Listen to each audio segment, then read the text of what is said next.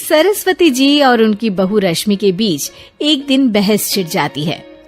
आखिर किसका काम ज्यादा आसान है, बहू का या सास का? माँ जी, सास को काम ही क्या है, आपके सारे काम उंगलियों पे तो हो जाते हैं। कुछ भी। हाँ, हिसाब तो उंगलियों पे ही हो जाता है ना। अरे बेटा, ऐसा सिर्फ अभी लगता है, जो मुझे करना पड़ता है ना वो तुझे करना पड़े तो समझ आएगा कि असली काम का पहाड़ कैसा होता है। ठेले बराबर वजन भी नहीं है आपके काम में, और बात पहाड़ों के वजन की कर रही हैं आप। तू ऐसा करती ही क्या है घर में बेटा, ये तो बता मुझे। मैं थोड़ी ना कुछ करती हूँ, सब जादू से हो रहा है इस घर में। अरे एक दिन मेरा काम करोगी तो समझ आएगा। Okay okay, shut up. कल से मैं घर के काम करूंगी और तू मेरी जगह हर चीज का हिसाब रखना, ठीक है? ठीक है, ये भी कर लेते हैं। ये सास बहू की डील के बारे में रश्मि के पति अमन को नहीं पता था और ना ही अमन के पिताजी सुरेश जी को। पर गेहूं के साथ साथ जैसे घुन भी पिस जाता है, ये दोनों भी पिसने वाले थे। सुबह अमन उठकर रेडी होता है ऑफिस जाने के लिए, तो पता है उसके कपड़े नहीं निकले हुए हैं। अरे रश्मि, तुमने मेरे कपड़े नहीं निकाले?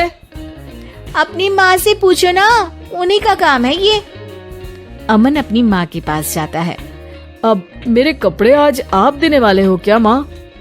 हाँ, देना तो मुझे ही चाहिए, पर तेरी बहू ने कपड़े धोने ही नहीं डाले, तो कोई भी धुला हुआ कपड़ा नहीं है बेटा। हैं? ऐसा क्यों? कपड़े तो धोने आप ही देते हो ना माँ? अरे बहू ने तुझे बताया नहीं, अब हम अदल बदल गए हैं, मैं अब बहू और तेरी बीवी सास। अमन परेशान हो गया। वो बिना इस्त्री के कपड़े पहनकर ऑफिस चला गया।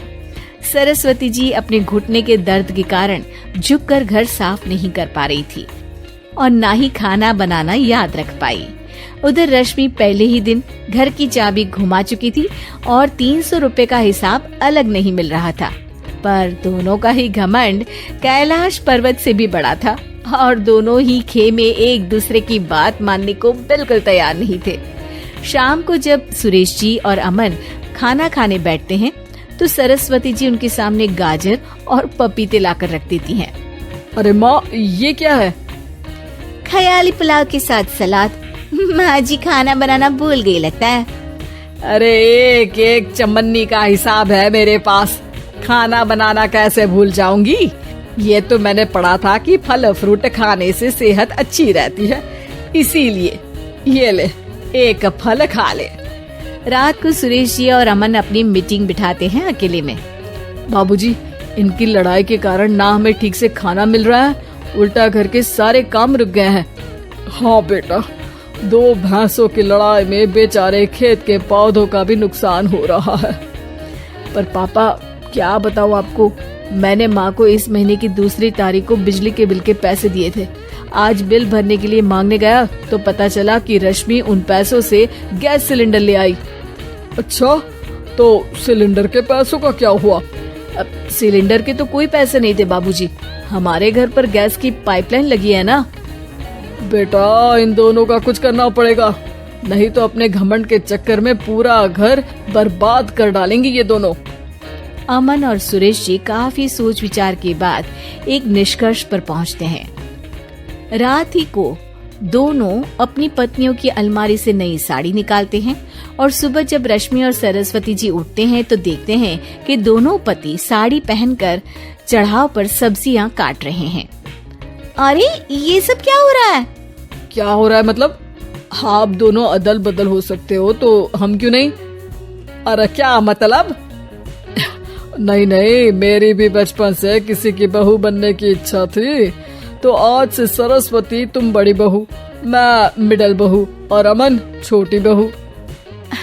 अरे लेकिन सब घर पर बैठ जाएंगे तो कमाएगा कौन? ये घर कैसे चलेगा? अब वो तो भैया या बाकी लोग जाने, अब हमने भी अदल बदल कर ही लिया है तो कुछ नहीं हो सकता। रश्मि और सरस्वती जी को समझ में आ जाता है कि उन दोनों की आपस की डील की वजह से इन दोनों को बहुत तकलीफ हो रही है और उनके ईगो ने दूसरों को कितनी यातनाएं दी है। अब असल में माँ जी आप सही थी, सास बनना बहुत मुश्किल है। अरे हाँ बेटा, और तू भी, मुझसे तो नहीं हो पाया सब घर के काम, वापस बदल ले क्या? हाँ हाँ बिल्कुल माँ जी, और अब आप दोनों भी बदल लीजिए, कोई आ गया तो आप दोनों को देखकर क्या सोचेगा। अच्छा है, आप दोनों के समझ में ये बात तो आई, मैं फटाक से कपड़े बदल लेता हूँ। अरे रुक जा बेटा, एक फोटो ले लेती हूँ तेरी, मेरी बेटी होती तो तेरे जैसी ही दिखती साड़ी में। और मेरा फोटो नहीं लोगी?